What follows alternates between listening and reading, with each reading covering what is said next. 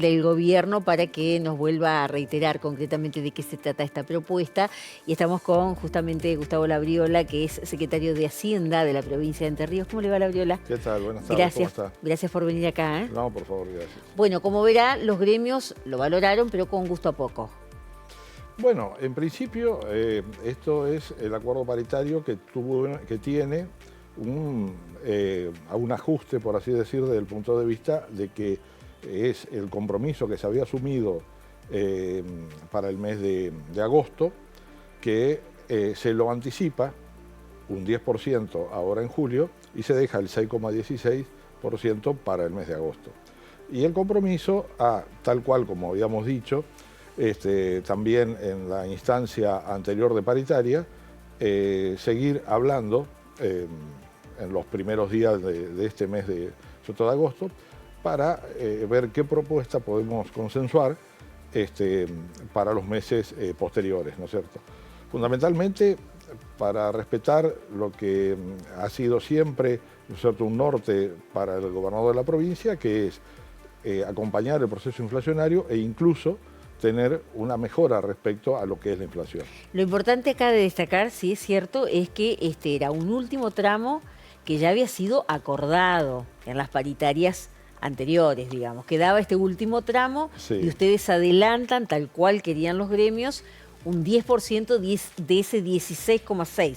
¿Cuánto es en erogación a la provincia? ¿Cuánto es poner plata ahora adelantada? Sí, hay que considerar que este 10%, que va a ser tanto para los trabajadores activos como para los pasivos, es aproximadamente 1.800 millones de pesos que de alguna manera se anticipan, ¿no? Porque era un acuerdo del 16,16% para los haberes del mes de agosto y ahora este 10% es una erogación que aproximadamente son 1.800 millones de pesos. Bien, 1.800 pesos, 1.800 millones de pesos, digamos, para el gobierno provincial.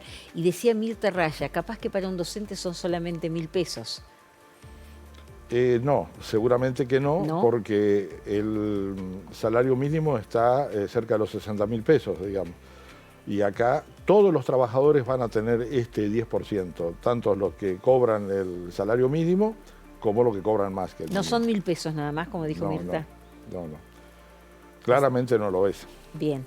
Para el gobierno sí significa, digamos, una erogación importante. Significa una erogación importante, pero fundamentalmente significa también la voluntad que siempre se ha manifestado desde el punto de vista de respetar con este compromiso de acompañar la inflación. No solo acompañar, sino de alguna manera que haya una mejora respecto a la inflación.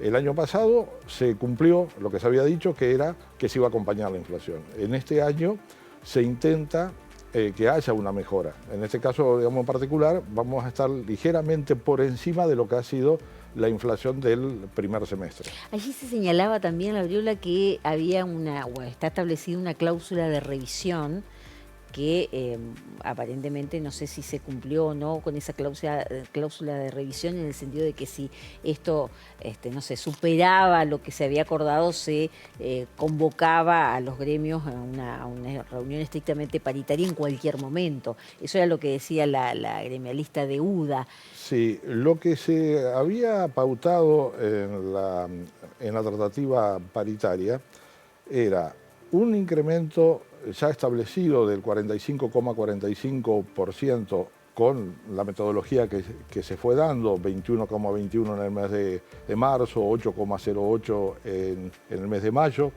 Lo que estaba establecido para el mes de agosto, que era 16,16, para llegar a ese 45,45. Y un compromiso de reabrir paritarias de alguna manera para hacer el análisis de cómo había sido la evolución de la inflación en todos estos meses y pautar el resto del año, ¿no es cierto?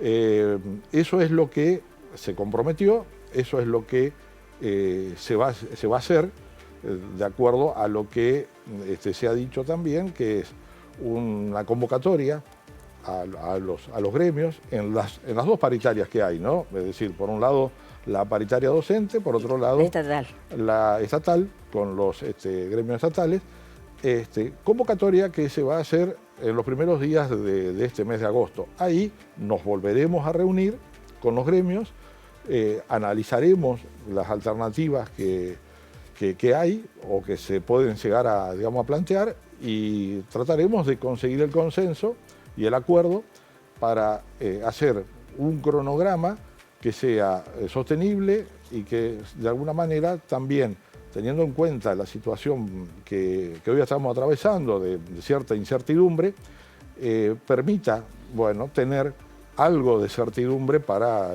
todo el resto del año, ¿no? 30 segundos, por favor, 30 segundos nada más. ¿Hay posibilidades dentro de esas alternativas que se analicen de que se cambie, que haya alguna herramienta diferente a la que se venía dando hasta ahora para garantizar justamente que el sueldo del estatal o del sueldo docente no quede atrás de la inflación? Básicamente el diálogo, es decir, lo que se pueda llegar a conseguir dentro de esas reuniones, buscando el consenso. Bueno, Labriola, muchísimas gracias. No, gracias a ustedes. Y reiterar que se cobra, digamos, este 10% de adelanto con los haberes de julio y por complementaria. Se cobra por complementaria luego del cronograma que ya está establecido. Ajá. Y que del día 1 al día 5, todos los trabajadores y todos los pasivos cobran los haberes del mes de julio. Perfecto. Luego, en la semana posterior, será cuando se abone la complementaria, tanto para los activos como para los pasivos. El secretario de Hacienda de la provincia de Entre Ríos, entonces, con nosotros en Ahora. Muchísimas gracias. Gracias a ustedes. Seguimos.